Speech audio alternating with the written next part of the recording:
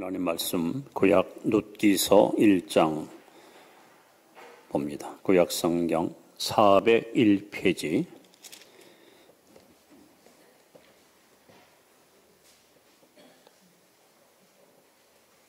룻기서 1장 1절로 5절 말씀을 교독합니다. 이제 교독하겠습니다. 사사들이 치대던 때에 그 땅에 흉년이 드니라. 유다 베들레헴의 한 사람이 그의 아내와 두 아들을 데리고 모압 지방에 가서 거류하였는데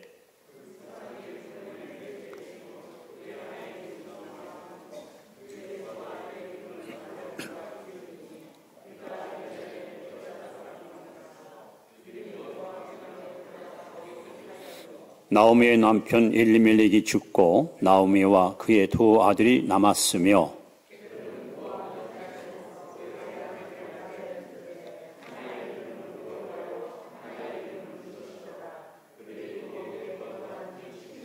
다시 봅니다. 말년과 기련 두 사람이 다 죽고 그 여인은 두 아들과 남편의 뒤에 남았더라. 아멘. 참 잘하셨습니다. 주의 이름으로 사랑하고 축복합니다.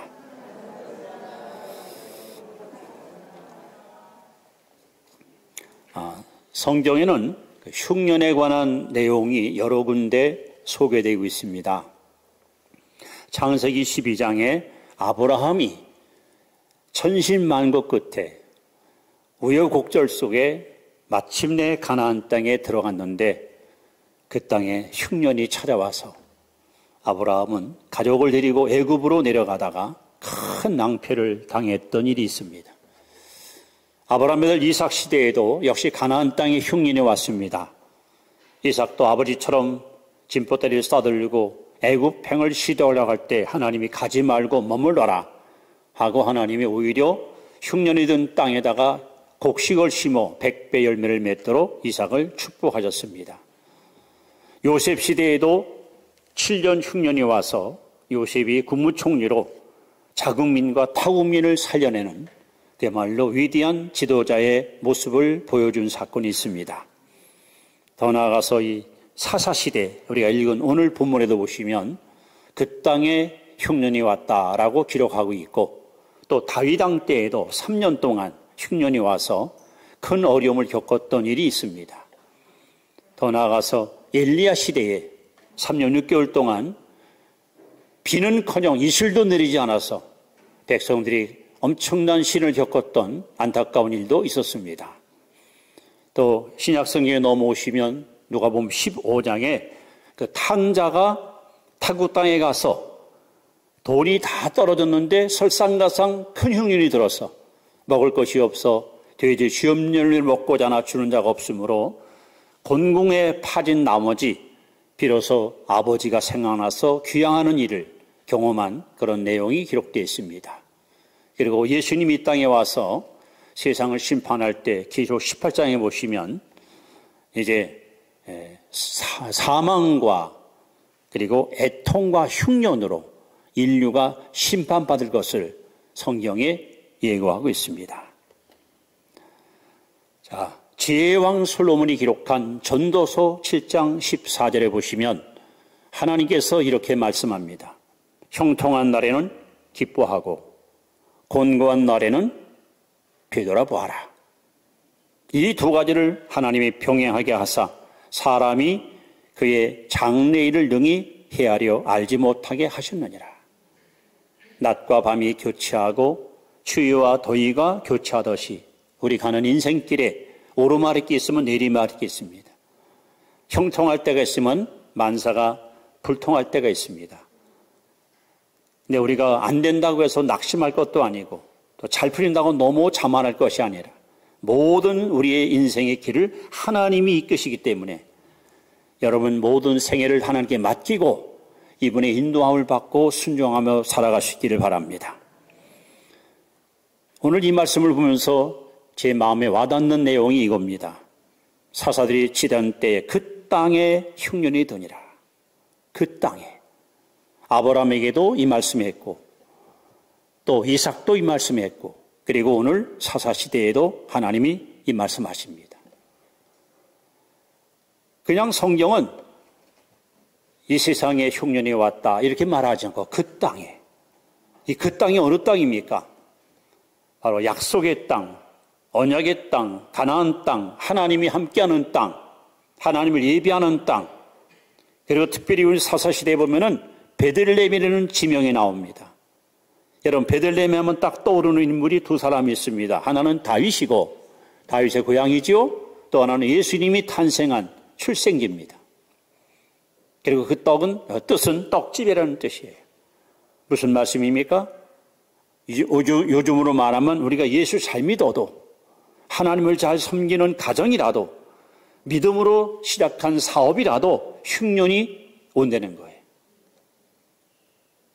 신앙생활 잘하고 하나님 뜻대로 살면은 내 인생에 고통이 없다? 아닙니다. 그 땅에, 약속의 땅에, 가나안 땅에 흉년이 왔습니다. 오늘 우리는 전 세계적으로 코로나 바이러스라는 이 흉년을 만나서 지금도 많은 사람들이 죽음을 이기지 못한 채 그렇게 운명을 달리하고 있습니다. 그래서 오늘 그 땅에 흉년이 드니라 이런 제목을 통해서 다시 한번 영적으로 흉년의 의미를 조명해 보는 시간을 가지려고 합니다. 첫 번째, 우리는 흉년의 종류에 대해서 말씀을 드립니다. 흉년, 단순히 비가 안 오고 땅이 가물고 산천초목이 불타버리고 냇가에 물이 말라 고깃대가 죽는 것만은 아닙니다. 흉년도 다양한 모양으로 우리에게 찾아옵니다.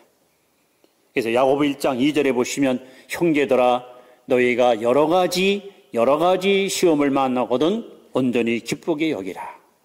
다양한 색깔, 다양한 모습으로 흉년은 우리에게 찾아옵니다. 자, 첫 번째는 물질적인, 즉 경제적 흉년이 있습니다. 우리는 지난 1997년 IMF라는 민족 최대의 흉년을 만난 경험이 있는 민족입니다.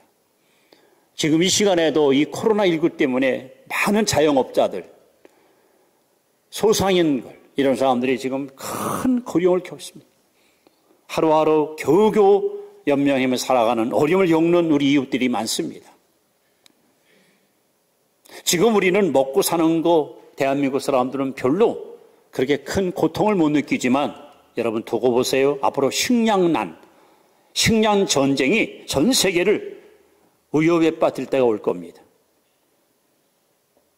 이게 경제적인 흉년이 찾아오면 참 살 길 막막하고 이걸 극복하기 위해서 몸부림치는 우리 주변에 얼마나 많은 고통받는 이웃들이 있습니까? 더 나아가서 이 신체적 흉년도 있습니다. 즉 건강의 흉년이 온 거예요.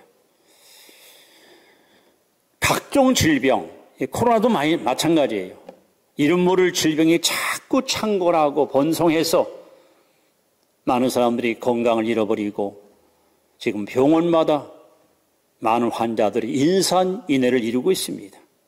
지금 여러분 건강한 모습이 이 자리에 나왔지만 언제 나에게 질병이 찾아와서 내 건강을 뺏어가고 행복을 앗아갈지 우리는 장담할 수 없습니다. 여기서 끝난 것이 아닙니다. 이 정신적인 흉년도 있습니다. 지금 대한민국의 여러 병원 가운데서 정신병동이 자꾸 증축한다 그래요. 즉 정신병자가 자꾸 창궐합니다. 대도시의 가정주부 가운데 한 80%가 우울증 증세를 갖고 있다고 합니다. 밤이 되면 잠을 못 이룬 채 수면제를 복용해야 청할 만큼 불안과 두려움 속에 사는 사람이 많습니다. 인간의 모든 행복을 뺏어가는 마약이나 필로폰을 투약하면서 그 정신적인 고충을 벗어보려고 몸부림치는 안타까운 영혼도 많습니다. 더 나아가서 이 인간관계, 대인관계 흉년 낳는 사람이 있습니다. 이것은 여러분 가정에도 요즘 뉴스에 보면요 에이펙 회원국 가운데 대한민국 이혼율이 가장 높습니다. 더군다나 황혼 이혼이 자꾸 증가합니다. 흉년이 만난 증거입니다. 가족 간에 화합이 없이 불화가 일고, 교회 안에서도 목회자와 신자 가운데 서로 갈등이 있고, 회사에서도 학교에서도 어디 가든지 대인관계가 원만하지 못해서 항상 불안과 갈등 속에 살아가는 이런 일들을 우리는 수없이 경험합니다. 우리 그뿐인가요? 더 심각한 것은 영적 흉년입니다. 구약성경 아모스 8장 11절에 보시면 만군의 여호와가 이르노라. 내가 흉년을 땅에 보내리니 사람들이 먹을 양식이 없어 기근이 아니며 마실 물이 없어 기갈이 아니라 여호와의 말씀을 듣지 못한 기갈이라. 여러분, 홍수가 나면 사방천지 물인데 마실 물이 없어요. 지금도 수없는 설교가 강단에서 쏟아지고 나오지만 우리의 영혼을 살리는 생명의 꼴, 진리의 말씀이 온전히 전파되기가 그렇게 흔치 않습니다. 바울은 디모데후서 4장 4절에 때가 이르리니, 마지막 때가 되면 사람들은 귀가 가려워 바른 교훈을 싫어하고, 그리고 뭐라 말합니까? 진리에서 떠나 허탄한 이야기를 좋아하느니라. 여러분, 이 자리는 만담하는 것도 아니고 강연한 것도 아니고 원맨쇼하는 것도 아니에요. 생명의 말씀을 성실히 증거하는 그야말로 두렵고 떨리는 자리예요. 근데 사람들은 귀가 가려워서 바른 말 듣기 싫어해요.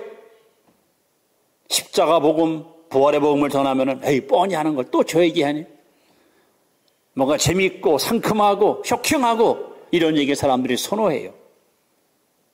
과연 그 말씀이 여러분의 심령을 새롭게 할 수 있다고 생각하십니까? 오늘 이 코로나 때문에 얼마나 많은 교회들이 영적 흉년을 만나고 있습니다. 신자 수가 확 줄어버리고, 예배 열기가 꺼져버리고, 기도의 소리가 소멸되고, 찬양 소리가 이미 중단돼 버리고, 그러다 보니 아예 교회 가고 싶지 않아. 예배 드리는 것이 왠지 모르게 짜증스럽고, 교회 가는 것이 왠지 모르게 권태스럽고, 이게 흉년 만난 증거예요. 정상적인 신자라면 예배 시간이 기다려지고, 하나님 만나는 시간이 내 일생의 가장 행복한 시간이고, 그 하나님께 나와 예배하는 이 시간이 내게는 가장 기쁜 시간이 되어야 되는데, 오늘 영적으로 흉년 만난 사람들 너무 많습니다. 이렇게 흉년은 다양한 색깔, 다양한 모습으로 불청객처럼 찾아와서 저와 여러분들을 괴롭히고 우리를 힘들게 하고 우리를 괴롭히고 있습니다. 혹 여러분 가운데 물질적으로, 신체적으로, 정신적으로, 또 대인관계를 통해서 혹은 영적으로 흉년 만난 성도가 있습니까? 이제 두 번째 우리가 생각할 것은 도대체 흉년이 왜 왔을까? 흉년의 원인을 우리가 알아야 돼. 사실 이걸 몰라서 많은 사람들이 힘들어해요. 그 원인을 알면은 해결책을 찾아볼 수 있고 해답을 우리가 발견할 수 있는데, 이 원인을 모르니까 도대체 내가 왜 이렇게 살아야 돼? 왜 내게 이런 일이 일어나는 거야? 우리는 많은 갈등과 불안 요인을 갖고 사는 겁니다. 자, 성경에서 말하는 흉년 만나는 이유가 뭘까? 그 원인에 대해서 정확하게 하나님은 우리에게 지적하고 있습니다. 오늘 본문에 보시면 1절에 이렇게 써 있습니다. 사사들이 치리하던 때에, 때가 나와요. 즉 사사시대에 그 땅에, 가나안 땅에 흉년이 왔다는 거예요. 그럼 사사시대는 어떤 시대입니까? 여러분, 바로 옆에 사사기 마지막 장 나오죠. 21장. 그 25절을 한번 찾아 읽어보십시다. 바로 옆에 있습니다. 25절을 큰 소리로 한번 읽습니다. 시작. 그때에 이스라엘에 왕이 없으므로 사람이 각각 자기의 소견에 오른 대로 행하였더라. 여기도 때가 나옵니다. 이 사사시대의 모습이, 사사시대의 정경이 그대로 여기 한마디 속에 담겨 있어요. 그때에, 사사시대에 무엇이 문제냐? 이스라엘에 왕이 없다는 거예요. 여러분, 상식적으로 이스라엘 왕이 누굽니까? 하나님 아닙니까? 근데 이 당시 안타깝게도 이스라엘 백성들은 그 마음속에 하나님 두기를 싫어했습니다. 하나님, 이건 내 인생이에요. 관여하지 마십시오. 참여하지 마십시오. 내 인생 내가 사는데 당신이 왜 참여하십니까? 하나님의 간섭을 거절하고 하나님의 통치를 거부하고 자기 소견대로, 자기 뜻대로, 자기 욕심대로 인생을 사는 거예요. 그래서 하나님이 흉년을 주신 거야. 따라서 흉년은 하나님의 징계다. 근데 여러분, 징계하면 우리가 듣기 어감이 상당히 좋지 않지만 히브리 12장 6절에 보시면 하나님은 아무나 징계하지 않아요. 하나님이 징계하는 사람이 있어. 사랑하는 자입니다. 하나님은 당신이 사랑하는 자를 반드시 징계하십니다. 만약에 내가 불순종하고 죄짓고 살고 하나님 뜻을 거스르고 산도 불구하고 아무런 징계를 받지 않는다? 그건 사생아예요. 그건 버림받은 자식이에요. 내가 잘못해서 징계를 받을 때 여러분 감사해야 됩니다. 하나님 사랑하니까 징계하는 거예요. 여러분, 정원사가 나무가 미워서 가위 가지고 나무가지를 자릅니까? 스승이 제자가 미워서 회초리 가지고 종아리 때립니까? 부모가 자식이 싫어서 훈계합니까? 기대를 하기에, 사랑하기에 훈계도 하고 채찍질 내는 거예요. 오늘 우리가 왜 흉년을 만났는가 원인을 한번 잘 돌아보세요. 내가 정말 주님 뜻대로 살고 있는가? 내가 정말 말씀대로 순종하는가? 성령을 쫓아 행하고 사는가? 뭔가 하나님과 자꾸 사이가 멀어지고 관계가 자꾸 뒤틀리니까 하나님께서 너 안 되겠다. 너 정신을 차려야지. 너 그렇게 살아서는 안 되지. 내가 너를 얼마나 사랑하는데. 하나님께서는 저와 여러분들을 교정시키고 교화시키고 하나님의 뜻 가운데 인도하기 위해서 흉년이라는 이 무기를 가지고 우리를 징계하시는 거예요. 그래서 오늘 본문에 보시면 바로 사사들이 지렸는 때에, 즉 하나님이 왕으로 인정하지 않았던 때에 그 땅에 흉년이 든 겁니다. 자, 두 번째 흉년은 또 왜 올까요? 또 한번 따라합시다. 흉년은 하나님의 시험이다. 소위 테스트. 여러분, 평상시에는요 믿음이 그만해요. 신자들 신앙 상태가 그야말로 50보 100보예요. 그런데 진짜 믿음은 언제 알아보느냐? 흉년을 만나보면 알아요. 아까 말씀한 대로 경제적으로 또는 병이 들고 정신적인 고충이 오고 인간관계가 자꾸 틀어지고 또는 영적으로다가 이런 고난이 올 때 그때 믿음의 징크가 나오는 거예요. 흉년을 만나봐야 진짜 신자는 십자가 앞에 달려와 엎드립니다. 내가 의지할 자는 주밖에 없나이다. 주여 도우소서 하고 주님을 향해서 믿음의 손을 내미는 거예요. 그러나 가짜들은 에휴, 교회 다녀봐야, 기도해봐야, 예수 믿어봐야 소용없네 하고 주님을 쉽게 배신하고 등을 돌립니다. 그래서 하나님께서는 종종 이 흉년이라는 도구를 통해서 저와 여러분의 믿음을 갖다가 하나님께 체질하는 거예요. 체질.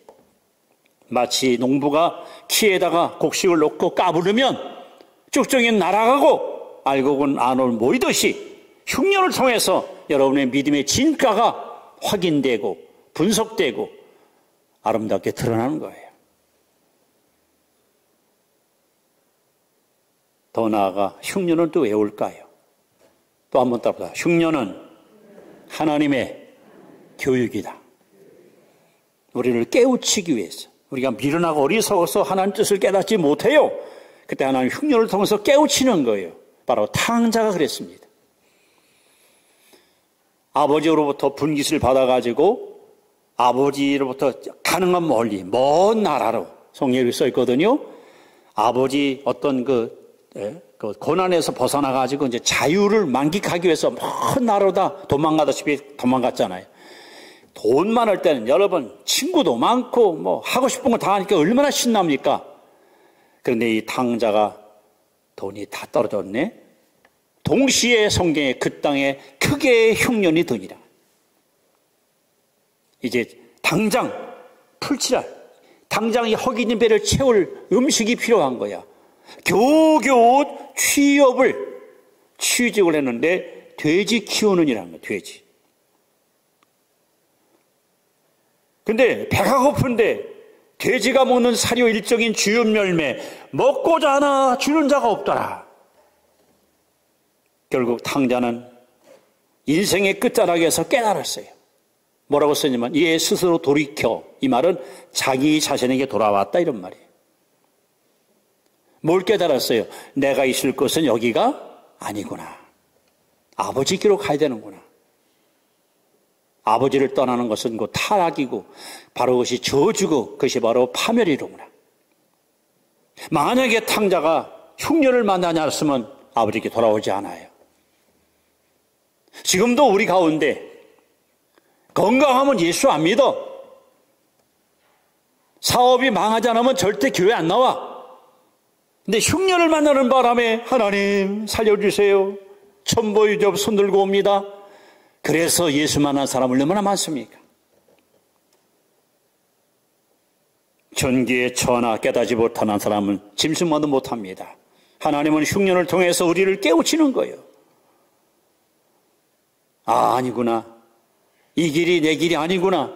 이것은 내가 할 일이 아니로구나. 빨리 아버지께로 돌아가야지.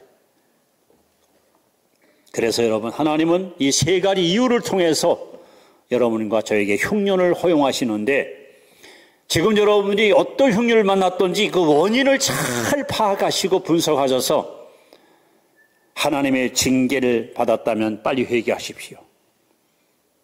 하나님의 테스트라면 여러분 반드시 믿음으로 이기십시오. 하나님의 교육이라면 빨리 깨닫고 돌아서십시오. 그래야 우리는 승자의 길을 걸어갈 수 있습니다. 자, 이렇게 흉년의 원인을 성경을 통해서 말씀해 주었습니다. 자, 그렇다면 이제 우리는 제일 중요한 거죠. 이 흉년을 어떻게 극복할 것인가 하는 겁니다. 흉년 극복의 방법이 뭘까요? 역시 성경에 세 가지 반응이 나옵니다. 흉년을 만날 때 반응이 나와요. 여러분, 이 셋 중에 여러분 어떤 반응을 보이고 살기 원하십니까? 오늘 첫 번째 반응이 본문에 등장하는 엘리멜렉의 반응입니다. 자, 이렇게 써 있습니다. 베들레헴의 한 사람이, 즉 엘리멜렉인 사람이 그의 아내와 두 아들을 데리고 모압으로 갔다. 그리고 여기 보면 거류했다. 그러니까 흉년이 끝나면 돌아올 생각으로 잠시 머물러 떠난 거예요. 즉 엘리멜렉은 어떤 반응을 보입니까? 흉년이 올 때 도피했습니다. 식구들을 데리고, 야, 여기 있으면 우리 굶어 죽으니까 빨리 보따리에 싸, 우리 떠나자. 지금 대부분의 사람들이 이 방법을 쓰고 있습니다. 회사 다니다가 좀 높은 사람하고 자꾸 마찰 생기고 관계가 악화되면 사표 집어던지고 나와버리는 겁니다. 제일 편한 거예요. 교회 다니다가 목사님하고 뭔가 안 맞으면은, 아이고, 뭐 교회가 여밖에 없나, 세종시에? 사람들 갚아버리는 거예요. 제일 편한 거예요, 아주. 사소한일로 다투다가 부부 사이에 뭔가 균열이 생길 때, 야, 가정 모임 가자, 도장 찍어. 이혼하면 제일 간단한 거예요. 그런데 하나님이 과연 기뻐하실까요? 오늘 엘리멜렉이 도피했습니다. 모압으로 도망갔습니다. 그런데 잠깐 머물러 간 그 기간이 여기 뭐라고 써 있습니까? 4절에 보면은 10년이 흘렀습니다. 그 10년 사이에 어떤 일이 벌어집니까? 가장인 엘리멜렉이 먼저 죽었습니다. 그 부인 나오미가 아들 둘을 장가를 드리는데 세상에 이 두 아들 말년과 기돈도 죽었습니다. 떡집, 생명의 집, 하나님이 계신 곳을 떠나 하나님 없는 이방 나라로 도피한 결과 그들은 더 많은 것을 상실했습니다. 이 교회 싫다고 떠나버리면 하나님은 거기 안 계실까요? 여러분, 대부분의 사람들은 짜증스럽고 부담스럽고 좀 무거우니까 빨리 벗어버리려고 이렇게 도망가는 이 방법을 쓰는데, 이건 결코 하나님이 허용하신 것도 아니고 기뻐하는 일도 아닙니다. 지금도 많은 사람들이 엘리멜렉의 발자취를 따라서 도피의 길을 가려고 합니다. 그러나 그렇게 하면은 더 큰 어려움이, 더 큰 시련이 기다리고 있다는 사실도 우리는 절대 잊어서는 안 됩니다. 자, 두 번째 반응은 이제 부인하는 거예요, 부인. 이 베드로가 쓴 반응입니다. 예수님께서 가이사랴 빌립보에서 제자들에게 비로소 얘기를 하는 거예요. 내가 예루살렘에 올라가면 십자가 죽을 것이다. 그때 베드로가 막, 안 됩니다. 죽다니요. 십자가 죽으시다니 말도 안 됩니다. 가지 마세요. 절대 이런 일이 쉽게 일어나지 않습니다.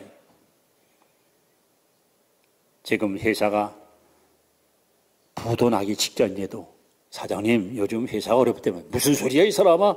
우리 회사 매출 짱짱 얼마나 잘 나가는데. 목사님 요즘 교회가 시험이 많이 들었다면서요. 우리가 얼마나 부흥돼 무슨 소리예요. 사모님 요즘 남편하고 좀 동거 생활 끊어버리고 별거 하신다면 우리 부부 사이 얼마나 좋은데요. 알량한 자존심 때문에 아니라고 부인하는 거예요.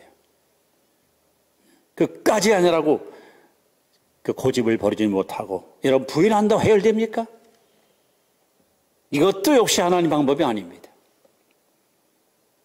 이제 우리는 성경으로 돌아가서 흉년을 만날 때 우리는 어떻게 흉년을 극복할 것인가 따라서 직면하자. 흉년과 여러분 당당히 맞서 싸워야 돼요. 바로 욥이 그랬습니다. 욥. 아마 욥처럼 인생의 흉년을 최고로 맞이한 사람은 아마 없을 거예요, 성경에. 생각을 해보세요, 여러분.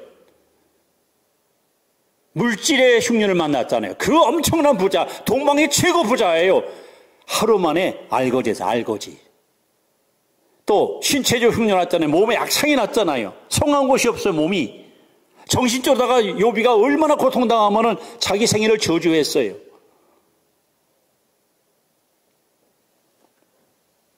영적으로다가 사탄한테 철저하게 여러분 유린을 당하잖아요. 이렇게 막 동시다발적으로 물질적으로, 신체적으로, 정신으로, 영적으로, 인간관계를 통해서 이 엄청난 흉년을 만날 때 욥은 절대적 하나님을 신뢰하는 믿음을 가지고 욥기 1장 20절에 이렇게 고백하잖아요. 내가 쉽게 말하면 모태에서 빈손으로 왔으니 난 빈손으로 돌아간다. 주신 이도 여호와시요 취하신 것도 여호와시오니 내가 여호와를 찬송하리로다 하고 욥이 그 입으로 하나님 원망치 않고 감사하였더라. 이게 진짜 믿음이 있는 사람의 모습이에요. 그는 도망가지 않았습니다. 그는 부정하지 않았습니다. 그 아내가 다가와서 당신이 해도 하나님 있어 하고 막 악담할 때에 여보 우리가 세상 올 때 뭘 갖고 왔어? 그동안 누린 복이 얼마나 컸어? 그동안 받은 복이 얼마나 많소? 어찌 이런 것을 불평합니까? 있는 거 받은 거 감사해야지. 이런 욥의 믿음이 정말 그리운 시절입니다.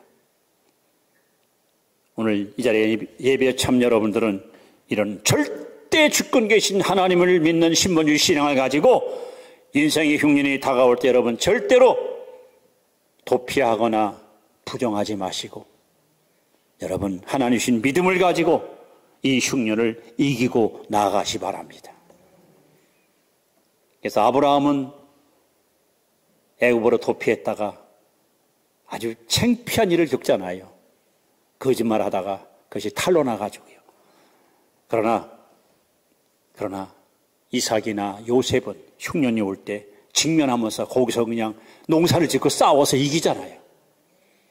자, 이제 말씀을 이렇게 마무리하려고 합니다. 예수님께서 요한복음 16장 33절에 세상에서는 너희가 환난을 당하나 담대하라. 뭐 하라고요? 담대하라. 히브리 10장 35절에 너희 담대함을 버리지 말라. 이것이 큰 상을 얻느니라. 이제 오늘 여러분에게 하나님의 가장 귀한 말씀 한 말씀을 여러분 앞에 소개합니다. 고린도전서 10장 13절 말씀입니다. 자, 이 말씀을 우리 한번 큰 소리로 읽습니다. 시작. 사람이 감당할 시험 밖에는 너희가 당한 것이 없나니 오직 하나님은 미쁘사 너희가 감당하지 못할 시험 당함을 허락하지 아니하시고 시험 당할 즈음에 또한 피할 길을 내사 너희로 능히 감당하게 하시느니라. 할렐루야. 하나님은 여러분이 감당할 수 없는 시험, 감당치 못할 흉년을 주지 않습니다. 지금 여러분이 겪고 있는 인생의 흉년은 감당만 하니까 주신 거예요. 만약에 내가 감당하지 못할 땐 하나님은 피할 길을 열어주십니다. 그리고 능히 감당하게 하십니다. 이 하나님의 약속을 믿으시고요.